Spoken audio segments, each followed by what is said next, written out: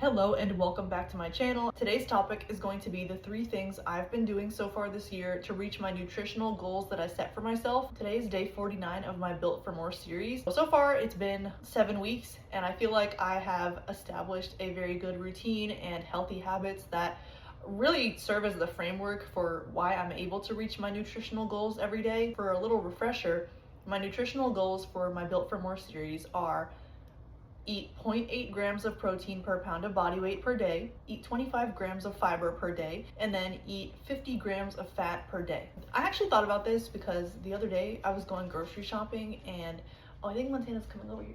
What? Don't sigh at me. I was going grocery shopping the other day and it made me think, what have I been doing to reach my goals? There were some common themes that I noticed, and so I wanted to talk about those today because there is a method to this that I should probably share because maybe it can help people just like it helped me.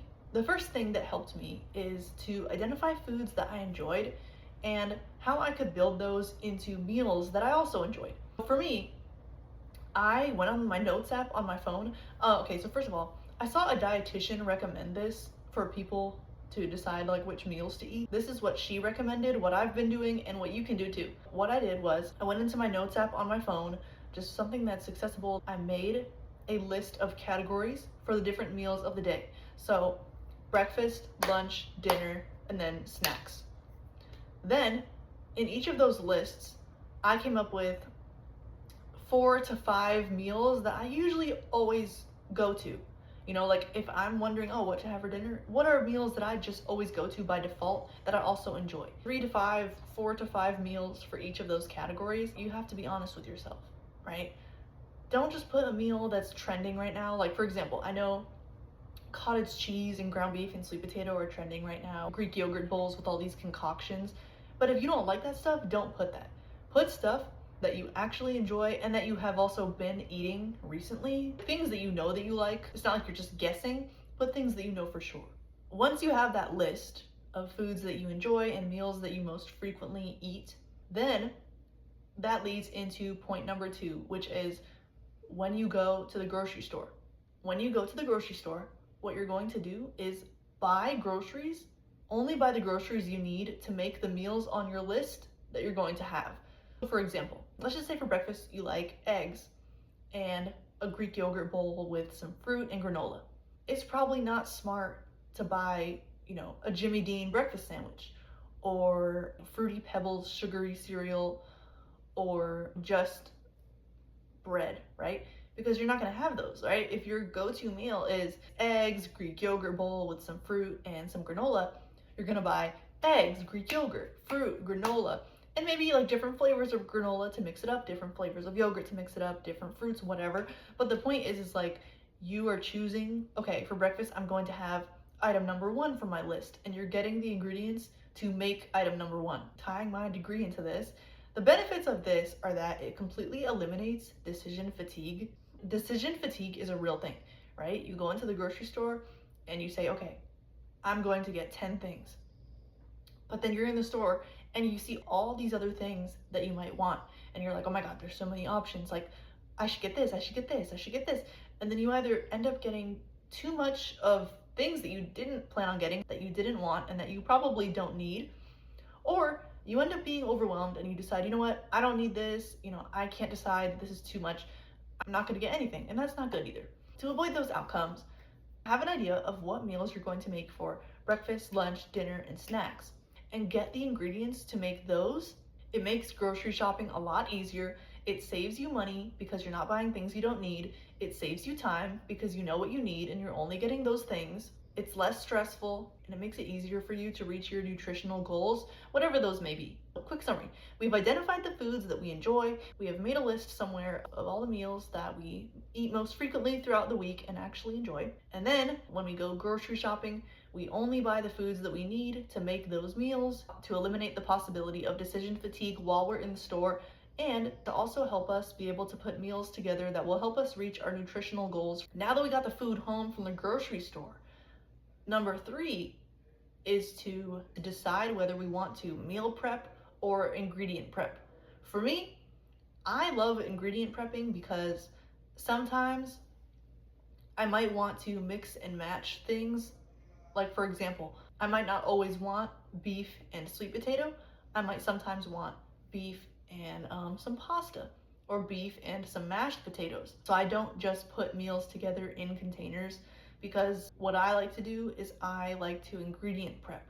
So what that entails is I will prep some types of meat. Usually it's two. Usually it's chicken and some beef.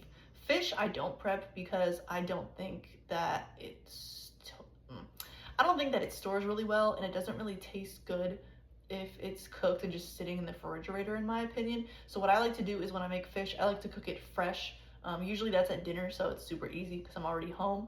But for the meats, I usually prep some chicken and some beef and just put it in containers and keep it in the fridge. For carbs, I usually like to prep potatoes. I love potatoes. Either petite red potatoes or some sweet potatoes. And then I love to prep pasta. Pasta is such an easy meal to pair with any type of protein, any type of vegetable, and it's so versatile. You can do different types of noodles, different types of sauces.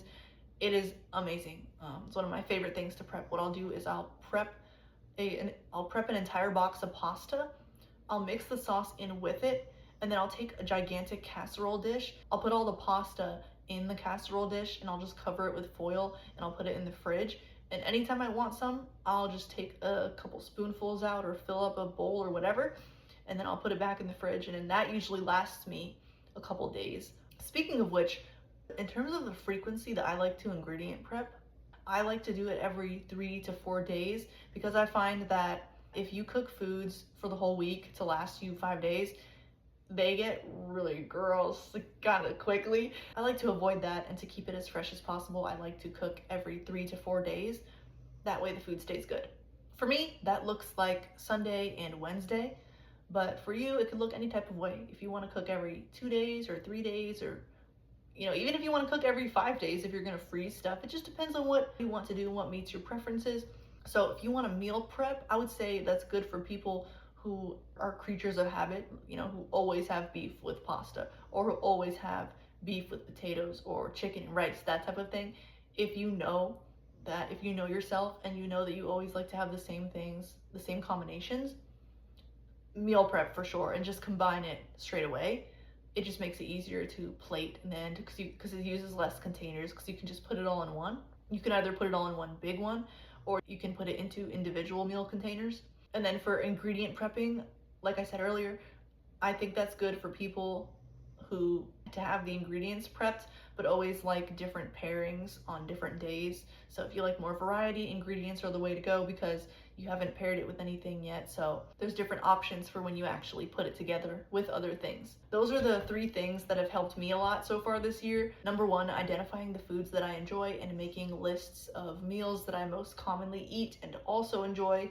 Number 2, when you go to the grocery store, buy ingredients based on the meals that you're going to make from your list. And number 3, either meal prep or ingredient prep, whichever one works best for you. That way you have a higher likelihood of eating the foods that you would like to be eating in order to build and maintain the healthy habits that you have set for yourself. So far in the 49 days of this Built for More series, I have noticed a huge improvement in these habits. It has saved me so much time, money, confusion, feeling overwhelmed about what to eat that day because I got home from work and I'm tired. In those situations, I already have some meat and potatoes prepped. All I have to do is cook some vegetables from the freezer and I'm good to go. I hope this video helped you. Feel free to leave any questions or comments down below and I will reply. Thank you for watching, and I'll see you guys in my next video.